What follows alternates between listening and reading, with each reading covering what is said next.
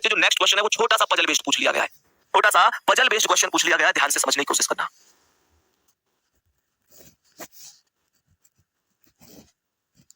ध्यान से समझेंगे सभी प्यारे साथी, एक बार ध्यान से समझो कैसे करना है।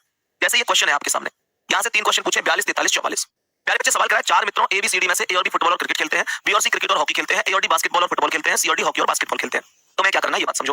तुम्हें सबसे पहले क्या करना है, तुम्हें सबसे पहले यहां पर करना यह है कि सभी खेलों के नाम लिख लो। जैसे यहां पर ध्यान से समझना, तुम्हें क्या कर लेना है, तुम्हें सबसे पहले फुटबॉल क्रिकेट, क्या क्या खेले, फुटबॉल था, फुटबॉल था प्यारे बच्चे, उसके बाद क्या था, क्रिकेट था, फुटबॉल था, क्रिकेट था, फुटबॉल क्रिकेट, आगे क्या था, हॉकी, हॉकी लिख दो, हॉकी लिख दो प्यारे गुड्डा। इसके अलावा आप यहां पर चाहो तो हॉकी लिख दिया, आप चाहो तो बास्केटबॉल लिख दो, बास्केटबॉल भी तो दिया है, बास्केटबॉल लिख दिया, बास्केटबॉल। क्वेश्चन करने का तरीका बता रहा हूं तो ये है।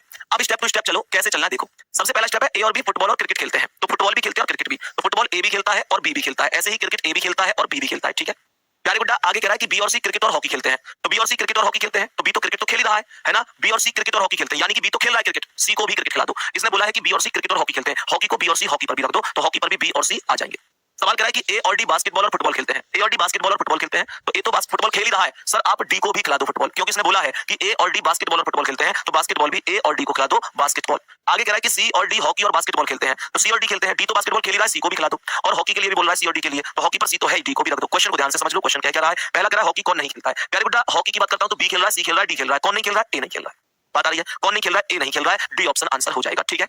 दूसरा क्या कह रहा है, दूसरा यहां पर कह रहा है कि फुटबॉल बास्केटबॉल और हॉकी कौन खेलता है।